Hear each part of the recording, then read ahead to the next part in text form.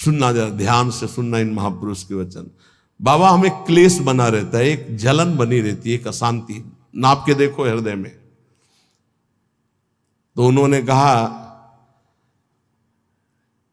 कि राम भजन बिनु सुनहु खगेसा, मिटहि न जीवन केर कलेशा। जैसे पहला ग्रास पाते हैं तो भूख उतनी एक ग्रास की जैसी मिटती है, पर अनुभव में नहीं आती। फिर हम ग्रास पे ग्रास पाते चले जाते हैं, और जब अंतिम ग्रास की स्थिति होती है तब जाके तृप्ति का अनुभव होता है। ऐसे ही उपासक जब पहला भजन शुरू हुआ तो जलन बढ़ती है।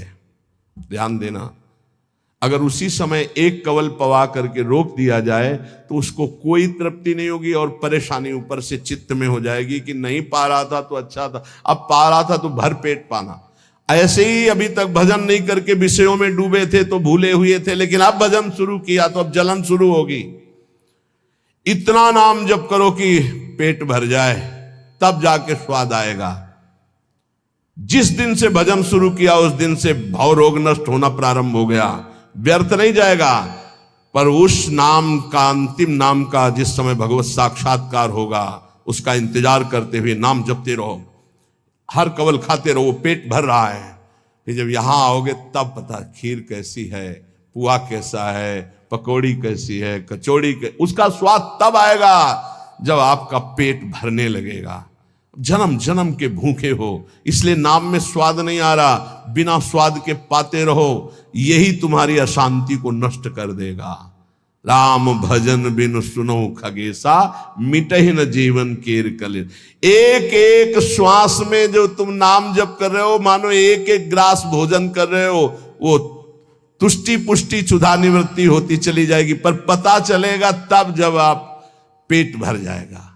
ऐसे ही जब भजन एकत्रित हो जाएगा तो संसार से वैराग्य स्वरूप का बोध और भगवान से प्रेम तीनों हो जाएंगे, तभी पूरी जलन मिटेगी, जब भगवत साक्षात्कार होगा। महाराज जी तो अब हमको एक साधन बता दो जिससे हमें पूरी की पूरी सब बातें भूल कर केवल एक में लग जाए, हमारा काम बन जाए। तो कह रहे सुबह से लेकर नींद तक और नींद से लेकर सुबह तक, चेतना से लेकर मृत्यु तक तुम्हारा नाम न छूटे। जितना तुम कार्य करते हो, सब कार्य करते हुए यदि केवल नाम पकड़ लिया तो ये नाम तुम्हें महाभागवत और सिद्ध पुरुष बना देगा।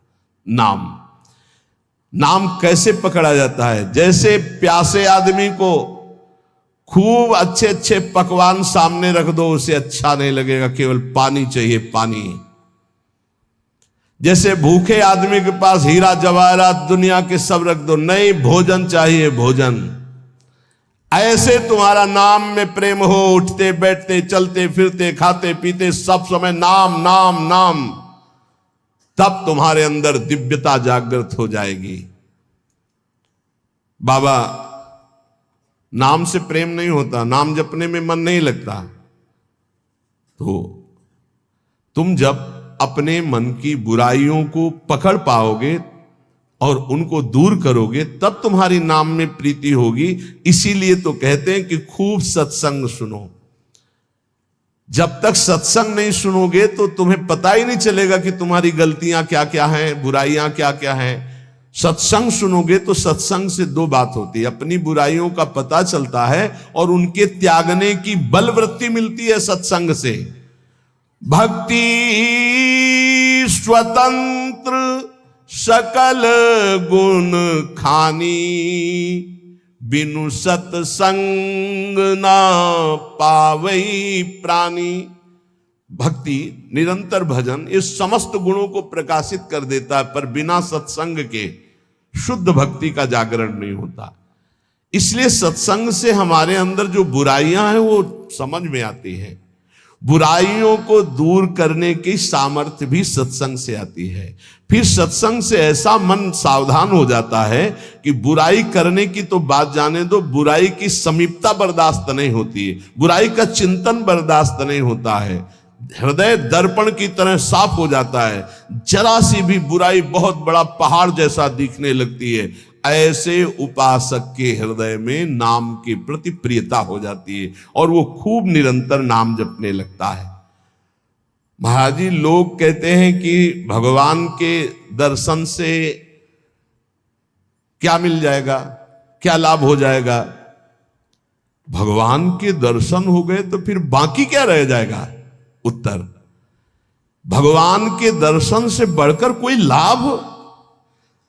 अरे अभी तो भक्ति करो, मन को शुद्ध करो, खूब नाम जप करो, फिर आगे तुम देखोगे भगवत साक्षात्कार से बढ़कर कोई लाभ होता है? अरे जिसके जानने के बाद कुछ जानना बाकी नहीं रहता, जिसे पाने के बाद कुछ पाना बाकी नहीं रहता, वो भगवान है। उनका साक्षात्कार होने के बाद जो दिव्यता, जो दिव्य आनंद रहता है, उसे कुछ बाकी रहता है। तो हमें क्या करना चाहिए? फिर हम कह तो रहे तुम्हें निरंतर नाम जप करना चाहिए, निरंतर नाम जप करना चाहिए। तो माला से जपें या अंगुलियों से जपें? भाई, नए साधक को गिनती से नाम जप करने में ज्यादा रुचि होती है, इसलिए गिनती पर दृष्टि नए साधक को संख्या पर रखनी चाहिए। ये बहुत अच्छी बात कह रहे हैं।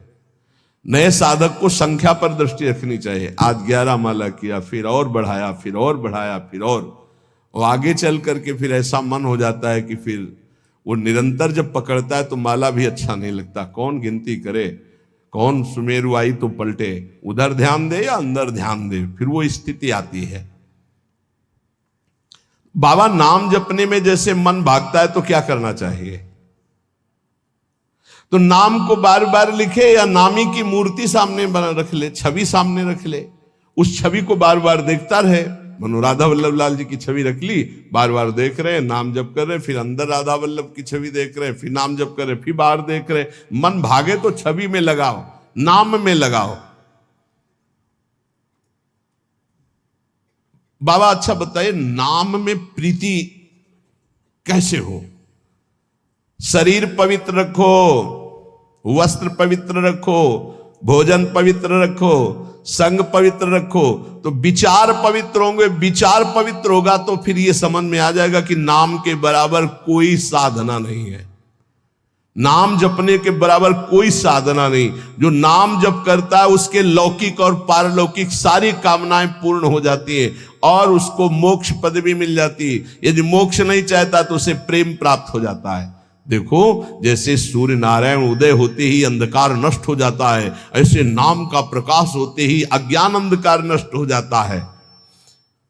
पर ये उन्हीं का होता है जिनकी पवित्र दिनचर्या होती है। शरीर पवित्र रखो, वस्त्र पवित्र रखो, भोजन पवित्र रखो, विचार, आपके विचार अगर गंदे हैं तो फिर नाम कैसे चलेगा अंदर? विचार पवित्र रखो। देखो, हम तो कहते हैं जब प्रातः काल उठो तो खूब नाम जप करो, जब सूर्य उदय हो रहे हो तो खड़े होकर उनका आदर करो, अर्घ दो, दंडवत प्रणाम करो। अरे सूर्य भगवान है, सूर्य नारायण है। ये लोग जो सूर्य उदय हो रहे हैं और सो रहे हैं, उनकी श्री कीर्ति आयु सब धीरे धीरे नष्ट हो रही, वो जान नहीं पा रहे। महाराज जी, कोई कहता है कि ज्ञान श्रेष्ठ है, कोई कहता है भक्ति। अरे बाबा, तुम इन बातों में मत फंसो कि ज्ञान श्रेष्ठ है कि भक्ति श्रेष्ठ है।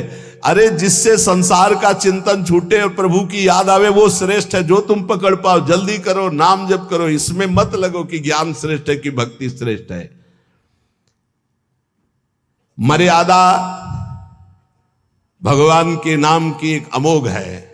खूब नाम जप करो, चारों शास्त्र, वेद, पुराण, जितना ज्ञान है सब नाम में भरा हुआ है। तुम जितना नाम जप करोगे उतना आपके हृदय में वो प्रकाशित हो जाएगा।